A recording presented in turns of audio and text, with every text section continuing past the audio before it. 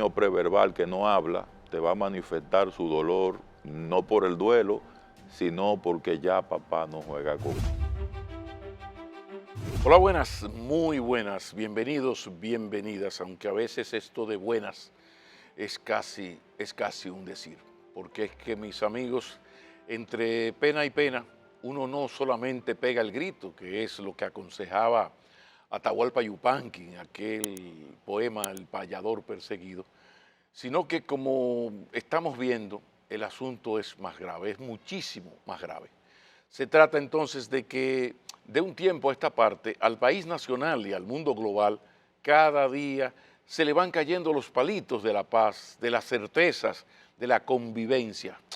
En fin, que cuando nos sabíamos todas las respuestas, llegó Donald Trump, abrazó a Putin y nos cambió las preguntas. Hablo de un país, el nuestro, un mundo, el global, que es de todos, que cuando no está preso, lo andan buscando. Que bien no acaba de llorar una pena cuando se asoma la otra. Porque el ejército terrorista de Israel, por saldar cuentas con un grupo terrorista de Gaza, se decidió a eliminar o expulsar a toda la población de allí para que luego viniese Donald Trump y sus socios de la oligarquía tecnológica en un territorio cubierto de más de 70,000 cadáveres para ellos construir allí un resort turístico, como una gran casa de campo, Punta Salinas o Punta Cana, pero sobre despojos, cenizas, esqueletos, en fin, cadáveres. Todo esto ocurría mientras Rusia y Estados Unidos, sin disimulo alguno, le dicen al mundo que los patios traseros de ambos les pertenecen y por eso pueden invadirlo, desestabilizar sus gobiernos, asesinar opositores y cosas peores. Esta semana fue abril y era 24. Y ahí está el puente Duarte. Los muertos de los 12 años, los dominicanos, sabemos mucho de eso. Claro que sabemos. Donald Trump está decidido a establecer en Estados Unidos una dictadura que ya irrespeta desde los más elementales derechos de cualquier ciudadano, sea de origen hispano, africano, asiático o anglosajón, y respeta universidades, a las universidades más prestigiosas del mundo y de ese país, Columbia, Yale o Harvard, por ejemplo. Todo esto intentando, entre otras perversidades, acabar con la libertad de cátedra en pleno siglo XXI. Una libertad de cátedra que se discutió, fue una discusión importante en la Edad Media, aquello que comenzó con la caída del Imperio Romano y terminó con el descubrimiento de América. En esa época, cuando tenía la Iglesia Católica la exclusividad del conocimiento a través de los libros, en aquellos monasterios que todos leímos, vimos en El nombre de la rosa, el libro de Humberto Eco y luego que fue posteriormente llevado a la pantalla. Así andaban las cosas, mis amigos, amigas, en lo global, cuando en lo local, sin salir aún de la tragedia, del dolor por la tragedia de Jet Set o de la expresión en Semana Santa del caos de las motocicletas sin orden ni control alguno, cuando gracias a una investigación realizada por la organización benéfica Batey Relief Alliance en colaboración con la Universidad de Minnesota, se entera uno de que en nuestra provincia de Monte Plata, en la provincia de Monte Plata, República Dominicana, el 77% de los hogares no tiene acceso continuo a alimentos saludables, que el 46% de toda esa población rural tiene un consumo suficiente de alimentos ultraprocesados, dañinos a la salud y propulsores de graves enfermedades catastróficas que afectan especialmente, si algo faltaba, a niños menores de 10 años y a mujeres en edad fértil. Bueno, si eso no es para la pena y el lamento, para la preocupación ciudadana y la ocupación gubernamental y también ciudadana, pues que venga Dios y lo vea. Ahora que por no tener, no tenemos ni siquiera al santo Papa humilde y solidario que admiraba a Francisco, a San Francisco el de Asís. Vamos a una pausa.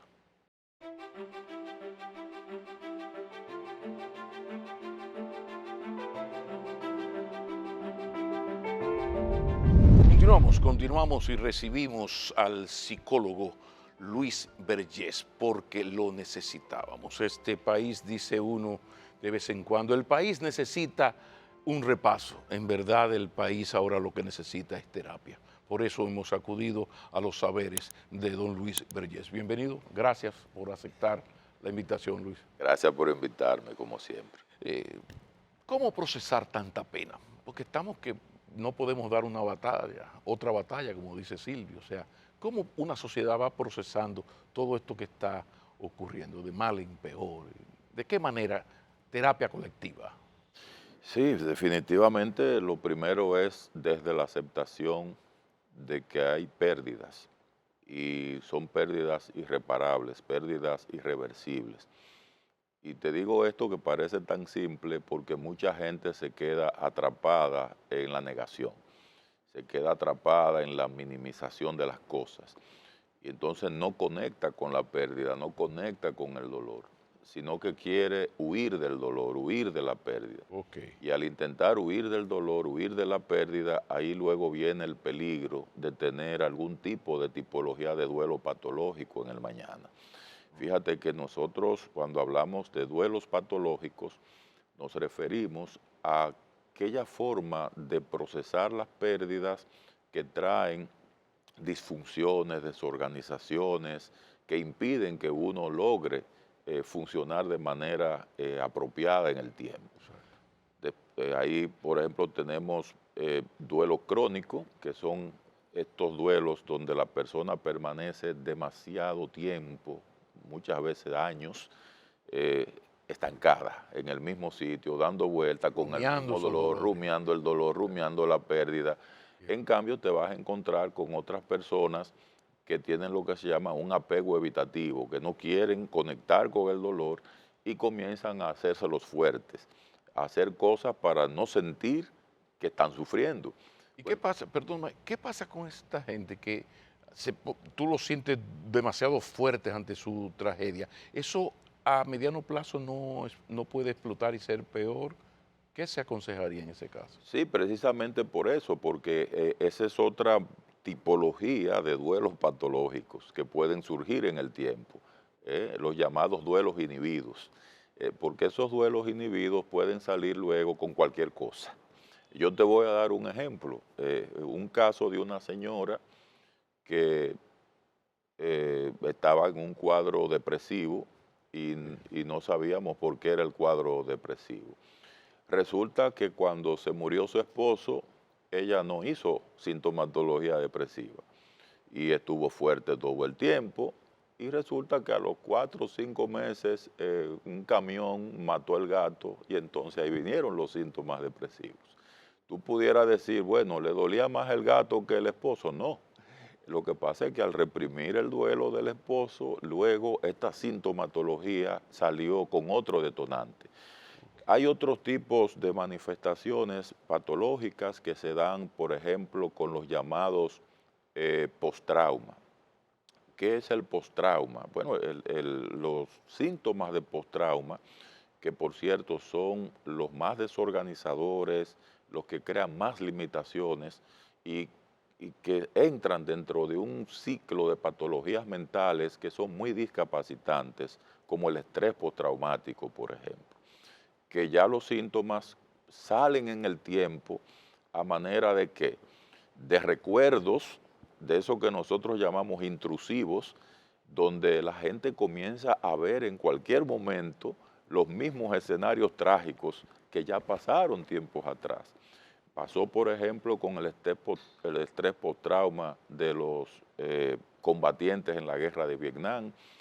Fíjate los casos que se dieron de gente que agarraba un fusil 40 años después de pasar esa guerra. Y pasa, ahora con los de Irak y Afganistán sigue pasando en la sociedad estadounidense ahora mismo. Ha habido casos. Entonces, eso es lo que se trata de evitar desde el punto de vista de la salud mental. Es un poquito trabajar para que las personas puedan hacer el procesamiento apropiado, el procesamiento no vamos a decir correcto porque no hay un libreto, Claro. no hay un guión. Hay que reconocer que cada persona es un caso único, es un caso particular. No es lo mismo tú y yo que un doliente directo, Por supuesto. o los niños que perdieron a sus padres, la forma como se debe trabajar con los niños para darle la información, el debido acompañamiento. ¿Cuál es la mejor manera de explicarle a un niño la partida de su padre, de su madre, en circunstancias tan terribles e inesperadas como esta? ¿Cómo se debe abordar eso? Mira, lo primero hay que tomar en cuenta que no todos los niños tienen la misma capacidad de comprensión y hay que darle informaciones a los niños de la manera más simple posible, adecuada a su lenguaje. Por ejemplo, no es lo mismo un niño preverbal que no habla, que te va a manifestar no un duelo porque no lo procesa todavía, pero sí te va a manifestar malestar porque se están cambiando los hábitos de vida. ¿eh? Por ejemplo, un niño preverbal que no habla te va a manifestar su dolor no por el duelo, sino porque ya papá no juega con él. Y probablemente ese niño va a agarrar la falda de la mamá y la va a empujar al rinconcito donde papá se tiraba a jugar con él. Entonces ese niño te está diciendo algo.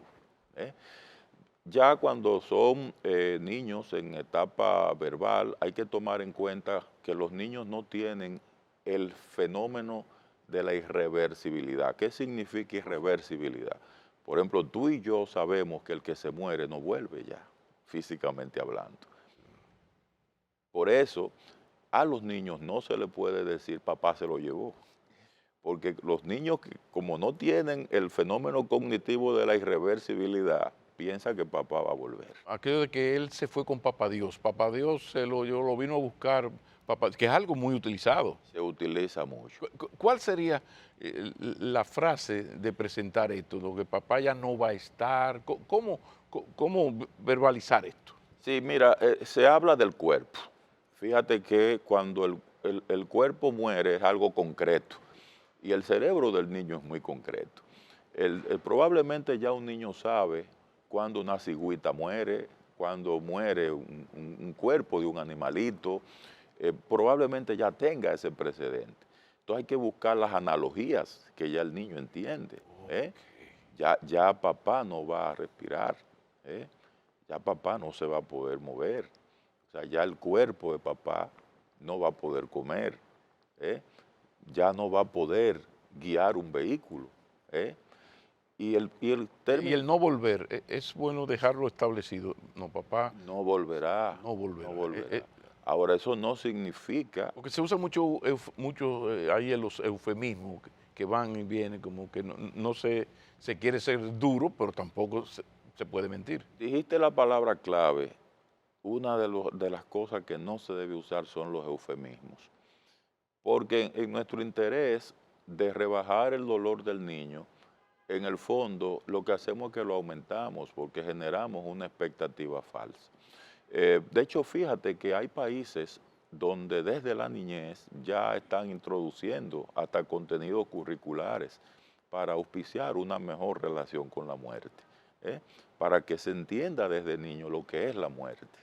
Claro, en su lenguaje, con sus analogías que ellos comprenden, porque una de las cosas que más dificulta el procesamiento cuando una persona se muere es que no tenemos un contacto con los contenidos relacionados con la Pero muerte. quizás ahí tenga algo que ver el tipo de religión. Digo, porque los budistas, budismo zen, los diferentes tipos, la visión es diferente, es menos dramática.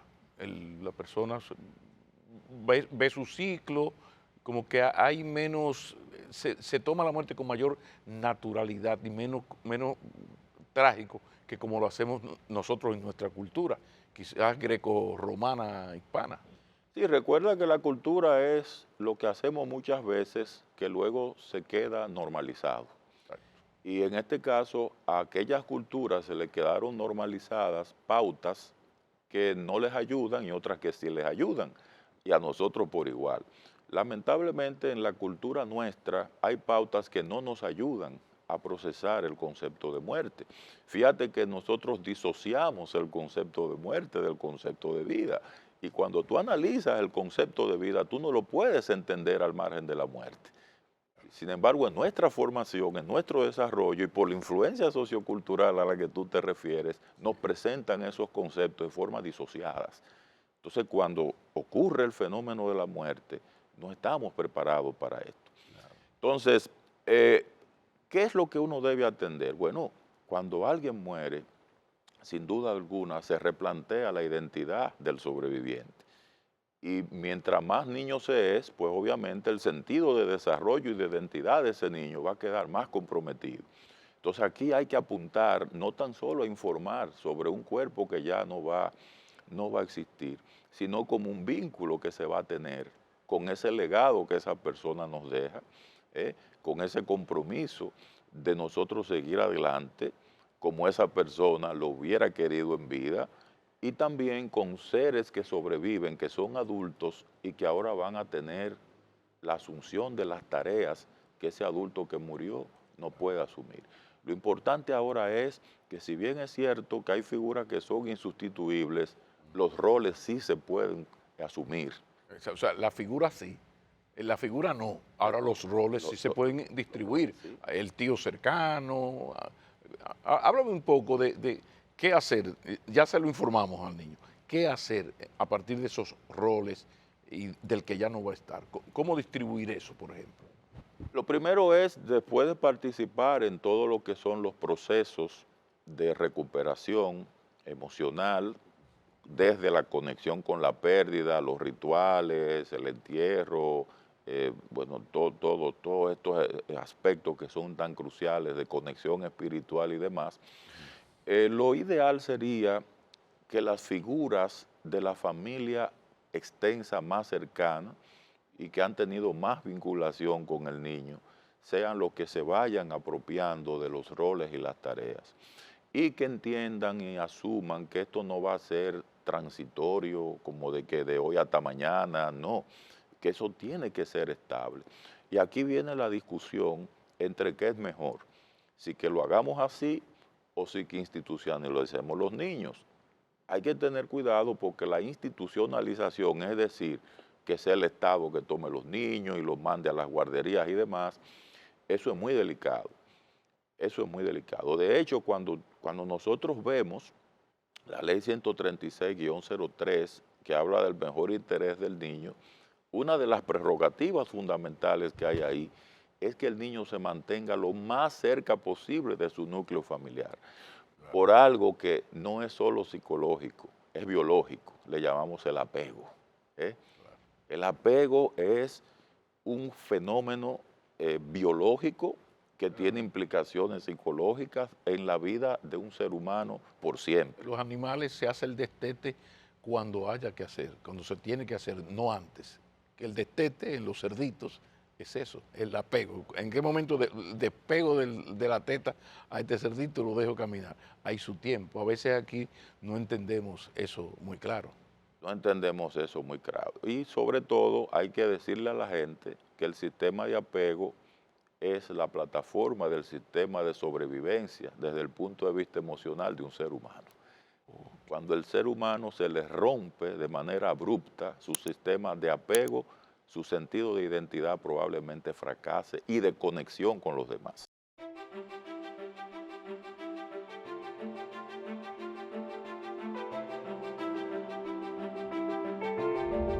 Hablaste del estado de lo público. En esta depresión, gran tristeza colectiva, como política gubernamental, política psicológica, de salud mental, ¿qué puede hacer, qué está haciendo, qué no está haciendo y podría hacer el Estado y su Departamento de Salud Mental para ayudar a esta pena colectiva, a esta casi depresión colectiva que está golpeando al pueblo dominicano? Uno se da cuenta, en estos días tú sales, tú vas a un mall y ves a la gente y la gente está como golpeada por todo esto.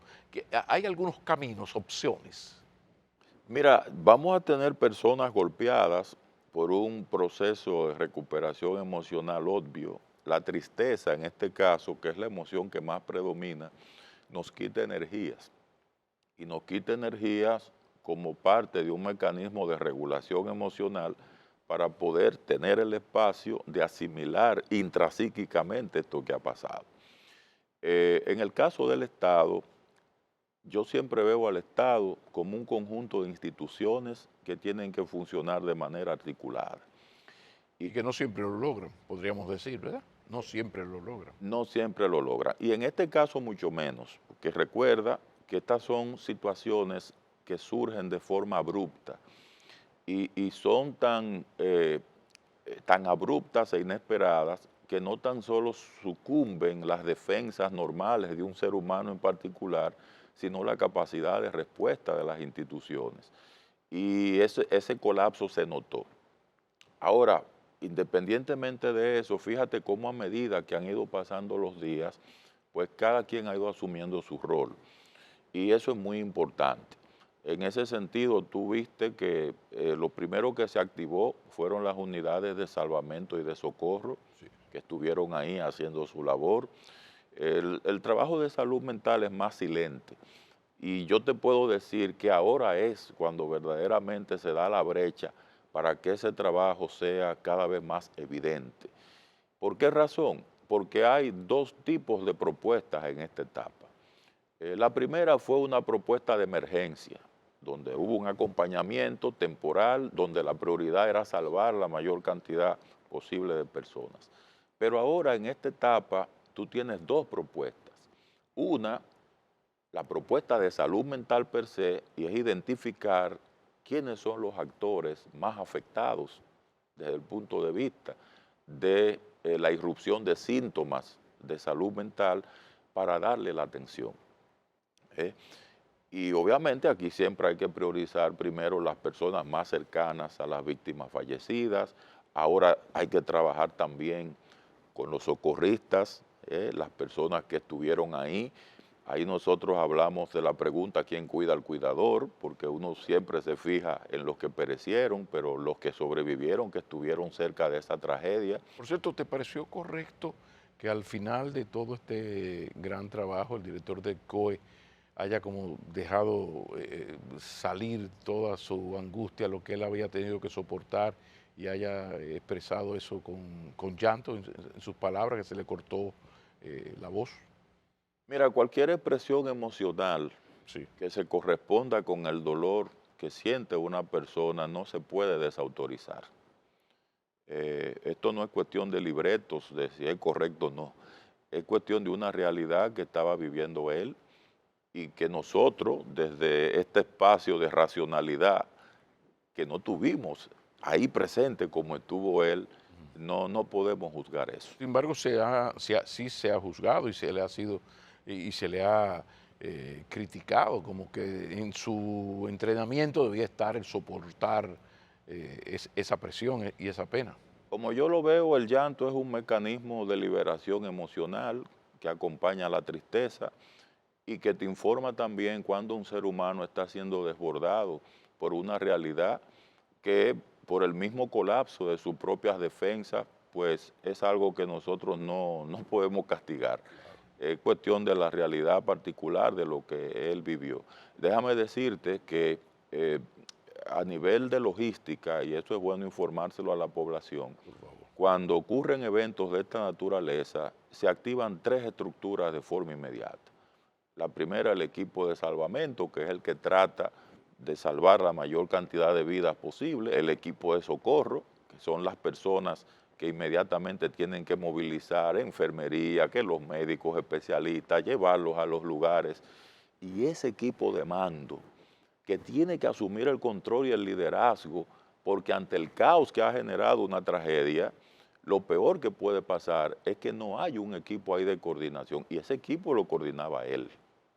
Entonces, esa era la persona que más presión tenía. De todas, claro. De todas.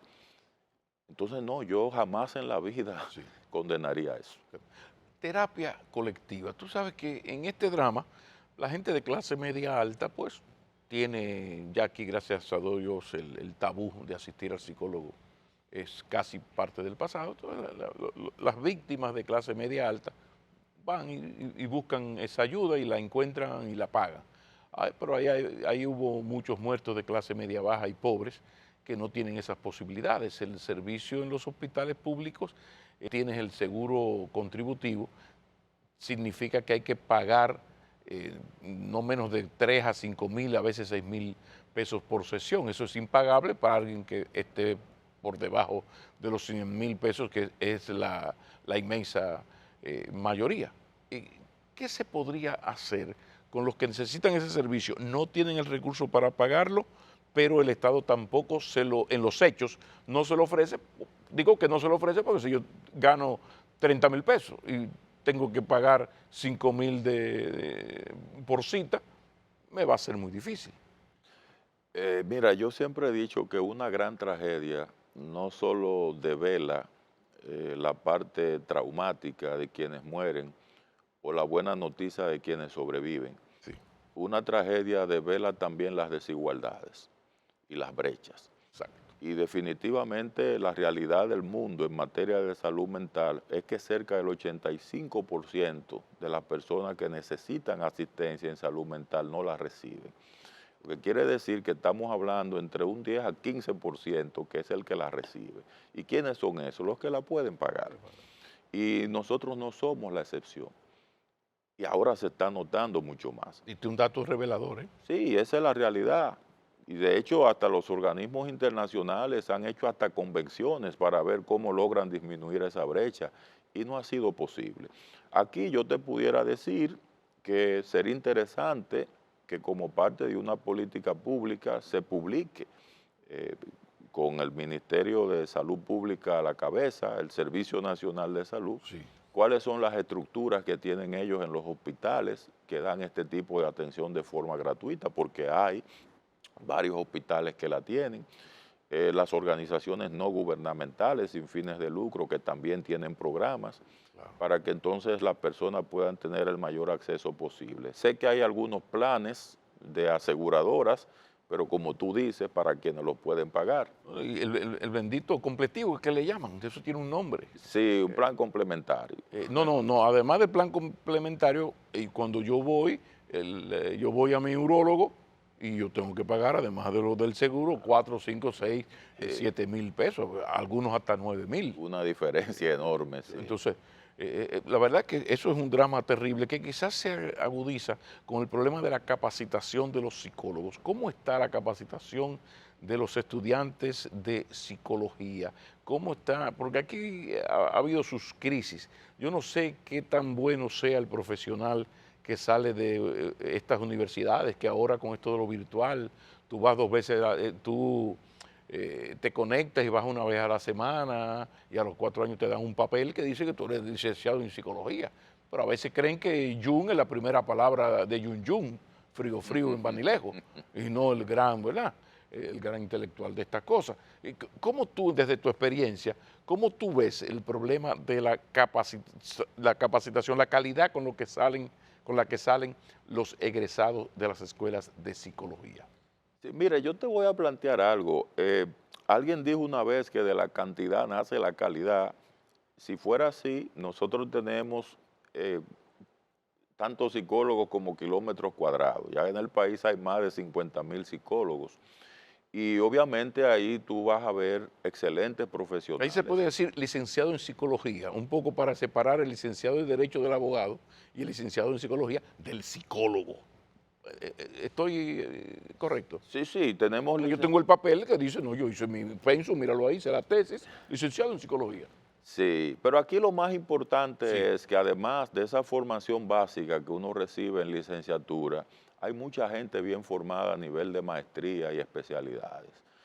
Esa diversificación de oportunidades que hemos tenido a través incluso de otras universidades, no tan solo locales, que han ofertado esos tipos de programas, los mismos convenios que tienen las universidades locales con universidades internacionales, ha dinamizado mucho.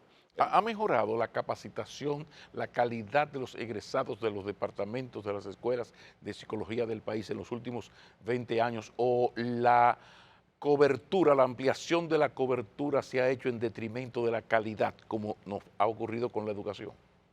No, yo creo que en términos generales el balance es favorable, Favorable. independientemente de que tú sabes que hay un factor personal aquí también. O sea, Muy personal. hay un factor personal. Hay personas que definitivamente, por más buenos programas que tengan, la psicología implica otras variables que no es solo lo que tú recibes académicamente. Hay Claro. un sistema de actitudes, un sistema de empatía, un compromiso ético con la profesión, y eso no necesariamente te lo va a dar un programa.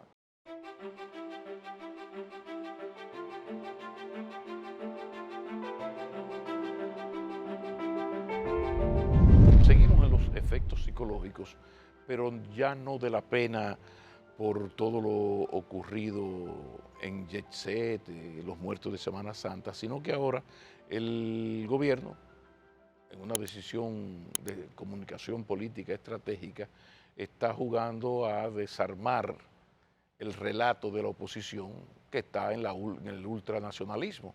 Y le ha dicho a la oposición, no, no, no, para ultranacionalista, si tú te crees que tú me vas a quitar el apoyo de la gente con ese discurso ultranacionalista, no, pero yo te voy a desmontar eso. Y ha hecho cosas tan terribles como esto que tiene que ver con la perseguir parturientas. Hay un protocolo que sabemos que esto no va a ser, no es aplicable en el país. De repente usted ve una madre parturienta entrando sangrante en labor de parto, que es apresada, y comienzan a presentarse excesos, porque la gente piensa que es solamente cuando a ti te dan el alta. A veces a ti un médico te da el alta y de ahí tú lo que necesitas es irte para la casa, qué sé yo, hasta un esguince, necesitas irte para la casa un mes sin apoyar el pie. De repente ahora te van a estar esperando una madre con su niño, posiblemente desnutrida, para subirla a una camiona. O sea, ¿cómo afecta psicológicamente? La parte material la imaginamos, pero psicológicamente, ¿qué se puede hacer? No es algo como demasiado inhumano, no es pasarse, llevar lo de la política migratoria a una madre en labor de parto. Mira, qué bueno que haces esa pregunta porque hay límites, en todo hay límites. Y yo tengo claro un concepto que es el de humildad. De todos los conceptos de humildad con el que más yo me identifico es con aquel que plantea que todos los seres humanos somos el resultado de la generosidad de quienes alguna vez nos antecedieron. Y tú estás ahí sentado por la acción bienhechora de alguien, y yo también. Y si algo nosotros debemos predicar y practicar como nacionalismo en este país son acciones bienhechoras. Okay. Y en ese sentido, todo lo que preserva el humanismo como sensibilidad colectiva y que transmite un mensaje a los demás de que la bondad, independientemente de la causa política y social que tengamos de frente, es algo a lo que no debemos darle la espalda, pues así nosotros podemos tener un sentido de continuidad para que no se pierda como parte de nuestra identidad lo que verdaderamente nos hace dominicanos. Lo que verdaderamente nos hace dominicanos es la bondad.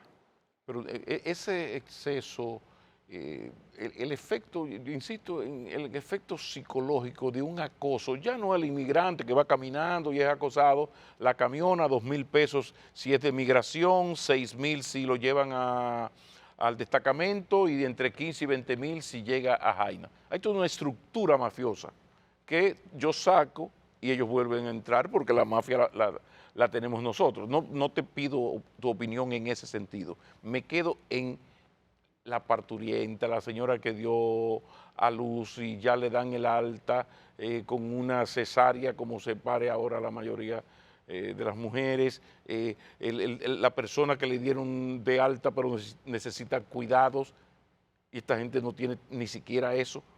De ahí a una camiona a Haití, pero que es para esas personas ir a Haití. A veces es una especie de aniquilamiento. ¿Qué se puede hacer? Por ejemplo, salud pública en su área de salud mental no podría hacer algo. ¿Dónde quedó aquello de que no, yo como médico resuelvo? Yo no pregunto si es legal o si es un ser humano, yo resuelvo. ¿Cómo explicar esta acción? Sí, por eso, tú estás preguntando por el efecto, y yo lo que te quiero decir Por es favor. que eso tiene un contraefecto, Joder. y tiene un contraefecto negativo, en el sentido de los objetivos que se persiguen, pues no se logran, porque lo que logramos más bien es un contraefecto de al proyectarnos como si no estuviéramos ponderando la parte humana y no dándole prioridad a esa parte. Entonces ese contraefecto psicológico puede ser más nefasto que los beneficios que pudiéramos estar buscando con esas medidas. Como yo te decía, todo tiene límites y me parece que en la aplicación práctica de esa medida, de hecho se está teniendo un contraefecto y tú lo notas en la gente cuando te comenta, cómo se lamenta, cuando ve ese tipo de aplicación. Pero mira, estamos casi terminando y no habíamos tocado uno de los temas que nunca faltan cuando conversamos aquí, tú y yo, que es este asunto de la violencia contra la mujer, la violencia de género, pero sobre todo, me imagino que habrá un 90-10 de violencia del hombre contra la mujer, pero que cada vez es peor, e incluso ya está superando lo de la misoginia y el machismo, sino que ya hasta aparece el señor que mata a su propio hijo, a la suegra y un cuñado. O sea, ¿cómo valoras tú lo que se está haciendo desde la política del Estado y qué hacer frente a este demonio que no hay manera? Porque yo no sé si tú estarás de acuerdo conmigo, que uno, caramba, cuando las muchachas del CIPAF iniciaron esto, aquello era terrible, pero quizás es que no sé, que se escondía y ahora se transparentó, pero uno siente, pero de qué han servido estos 60 años de derechos de la bendita mujer, su derecho a olvidar. ¿Cómo está eso? ¿Cómo está eso, Luis? Sí, esperamos más, siempre esperamos más, independientemente de que las cifras, cuando tú comparas de un año, de 4, 6 o 7 años para acá, parecería que han ido reduciéndose en cantidad. Eh, Tú ves, por ejemplo, que había un promedio que no era el mismo, pero ¿qué está pasando ahora? El contenido de los crímenes, las modalidades que se están observando son muy intensas, son muy lacerantes, son, eh, como tú acabas de decir, ahora tú tienes muchos crímenes múltiples, así le llamamos a los crímenes cuando además de la mujer se matan a otras personas. También recientemente tuvimos casos de descuartizamiento y cosas así. Entonces, aquí hay dos cosas, políticas públicas, que tú sabes que las políticas públicas suelen ser muy lentas, porque para tú cambiar políticas públicas tiene que pasar por todo un filtro logístico que a veces toma un camino muy largo. Eh, Hay que valorar, si comparamos desde el año 2000 a 2000 para atrás, no teníamos prácticamente nada del 2000 para atrás. No teníamos la ley 2497, ya la tenemos. No teníamos procuradurías especializadas a nivel nacional, ya las tenemos. No teníamos niveles de atención desde el mismo Ministerio de la Mujer, ya lo tenemos. Entonces tú me dirás, bueno, pero si tenemos estructuras desde el Estado que le están dando respuesta al tema, ¿qué es lo que nos está faltando? Bueno, ahora nosotros tenemos que implicar las políticas públicas estatales con una población que responda a esas políticas. Porque si la población sigue con los modos culturales y socialmente aprendidos de cómo se trata a una mujer, pues obviamente las políticas públicas se van a quedar colgadas. ¿Y qué se puede hacer entonces en los hogares? Hablamos ahora de la educación un poquito menos machista, porque la cosa uno aprende el respeto a las mujeres o no en tu hogar. Esa es la gran escuela, en verdad. Después viene todo lo demás. ¿Cómo tú valoras lo que se está haciendo y qué puede hacer ese padre que nos está escuchando, la madre que nos ve, eh, para formar a un muchacho menos machista, con prioridad en el respeto no solo a la mujer, respeto en sentido general, para crear ciudadanos? ¿Cómo vamos en ese aspecto? Hay que articular hogar, escuela, medios de comunicación y comunidad. Fíjate que cuando los ¿Se mensajes está haciendo? ¿Tú percibes que ese trabajo fundamental que acabas de plantear ahí mismo? está debilitado, está muy debilitado. Esa es la parte donde más tenemos que fortalecer. está muy debilitado. Pero es que falta por hacer porque están los estudios. Aquí todo está funglodizado, analizado, pensado, teorizado. Entonces, ¿por qué si se saben esas cosas hace 25 años, esa conexión que acabas de plantear, ¿por qué no se trabaja más? ¿Qué es lo que ocurre? Sí, bueno, mira, yo visualizo, por ejemplo, una escuela, que es el espacio donde confluyen todos. Por ejemplo, en la escuela confluyen los niños, en la escuela confluyen los padres, en la escuela confluyen los docentes. Pero grabado esto con que casi el 50% de los hogares tiene un solo padre o ninguno.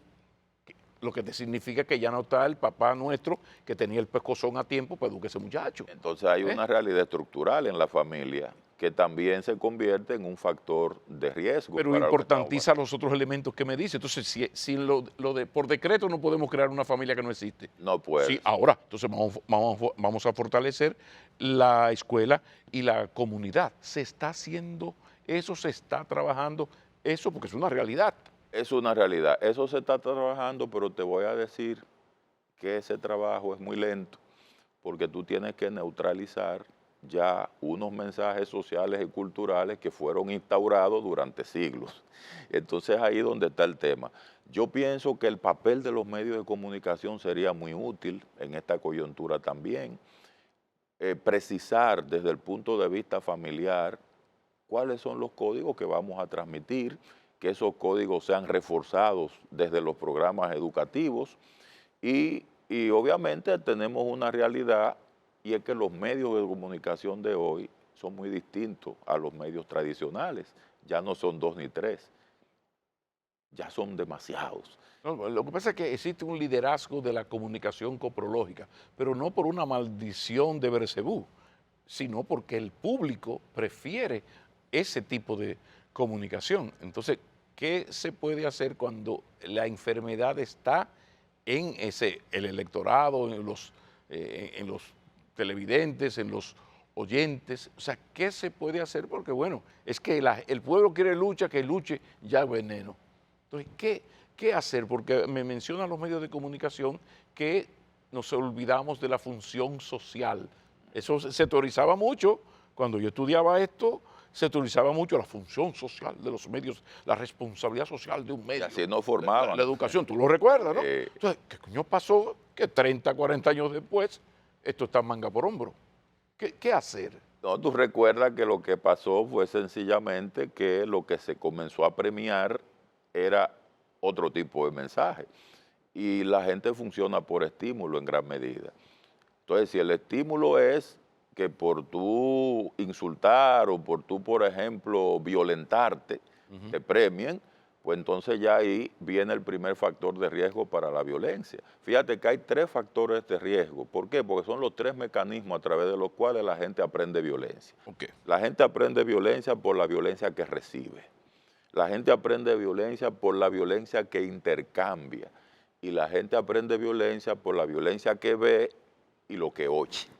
Esos son los mecanismos a través de los cuales penetra la violencia como código aprendido y que luego la gente lo replica. Entonces, si sencillamente nos ponemos pasivos y decimos, bueno, eso es lo que es y eso es lo que a la gente le gusta, bueno, pues la gente va a seguir premiada por eso, entonces no nos podemos quejar de que tengamos violencia. Y por eso se necesita la mano amiga, solidaria, responsable de un Estado, en ese sentido, porque el comunicador es muy fácil para los veteranos como yo, que ya va de paso y ya tiene su vida económica resuelta en lo fundamental, pues defender esa función social. Pero cuando en el periodismo, por ejemplo, y quizás hasta en la psicología, uno nunca sabe, el otro tipo de comunicación es el que te da view, reconocimiento, aplausos, y está el dinero. Para ese muchacho joven, 20, 25 años, periodista, psicólogo, seguir el camino nuestro no es quizás muy conveniente, porque no, entonces el desafío es grande. Tal vez haga falta pasar un balance algún día y digamos, por un lado están los views y el dinero y por otro lado están las tragedias. ¿Con qué nos quedamos de las dos? Excelente conclusión de una inteligente conversación con un profesional como la copa de un pino. Yo no sé si los pinos son psicólogos. Ahora lo cierto es que este señor sí que es un profesional de la psicología como la copa de un pino y agradezco mucho que hayas aceptado la invitación, Luis. Gracias por invitarme. No hay tiempo para más. Sean felices. Si es en familia, familia mucho mejor, mucho mejor.